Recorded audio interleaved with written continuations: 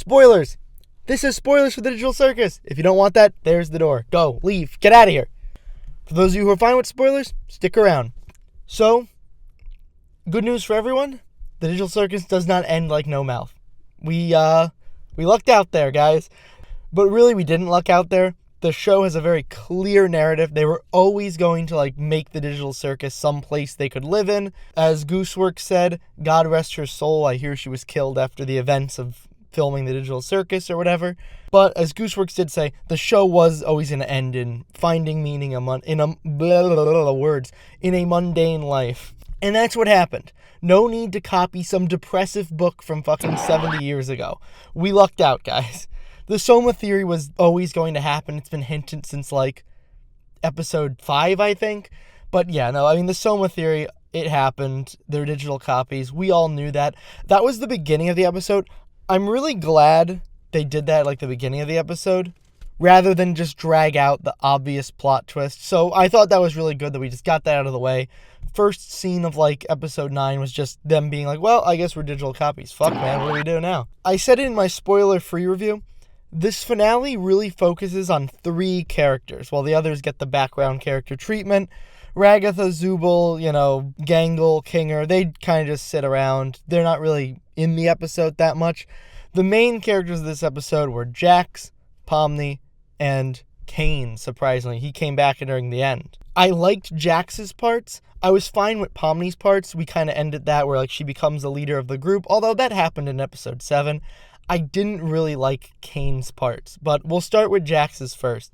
Everyone who said transfem Jax or whatever, I thought you were crazy, but hey, you ended up being right. Good for you. People were also right about Jax abstracting, but that was a little more obvious. I thought when he abstracted, he wouldn't really be around anymore, that would just be it. But the entire episode, well, not the entire episode, most of the episode is about, Jax abstracted, there's no Kane, what do we do now?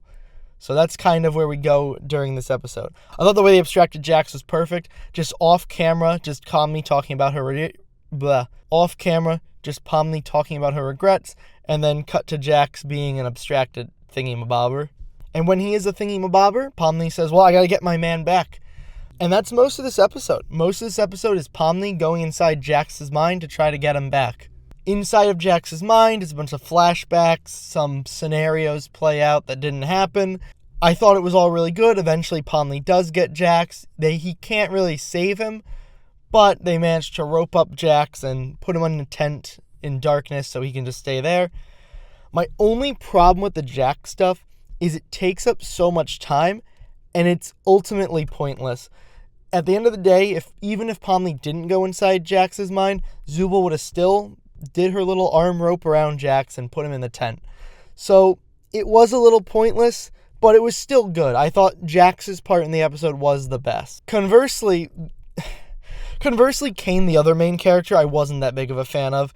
I personally don't even think they should have even brought him back. Kane had a very clear, built-up path during the show, just getting more and more fed up with the circus members and finally snapping.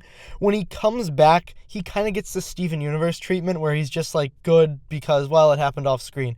He changed his mind off-screen. And I know off-screen is him watching the circus members get along without him, but it's still a little cheap. Kane turning good at the end kind of undercuts the Digital Circus.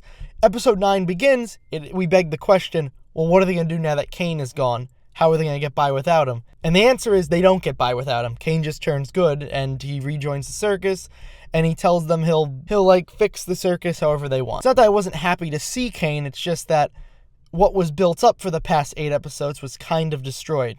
Kane slowly becoming more unhinged and eventually snapping. Then he just gets to come back to life and live in the circus, I guess. He doesn't really interact with the circus members in a way where it feels like they would forgive him. But all in all, I was happy to have him back. He is my favorite character. I just think the stuff with Kane was kind of forced. Especially his send-off of Abel. That was laughably bad. That's the worst part of the episode, is Kane saying goodbye to Abel after we know nothing about him. He literally just pulls a dot out of his body and then just... The kids in the audience were, cheering about that. I was laughing. It was really funny. And last but not least, Pomni. Pomni is the middle of the road one for me. I don't hate it. I don't love it. Pomni becomes the de facto leader of the Digital Circus. That's kind of where it all was headed to begin with. We can see her character development completed to shy little girl to confident leader. And that was great. There's nothing really bad about this episode. Pomni comes full circle as the leader of the Digital Circus. And Ragatha's girlfriend. I'm not reading too much into that. It's the impression I got, and fuck it. It's true. I don't care what Gooseworks says on Twitter. Speaking of Gooseworks, I think the fandom should be happy with this episode. They should be happy with this episode, but they probably won't. I'm sorry if this episode doesn't fit your theory or your expectations for what you had. And when I say expectations, I mean unrealistic fan theory. I'm sorry your favorite theory didn't happen, but the episode was still good. The happiest part of this ending is that Gooseworks is free. She never has to interact with any of you people again. But yeah, Digital Circus, good indie show. Is it overhyped? Absolutely. Is it good? Yes.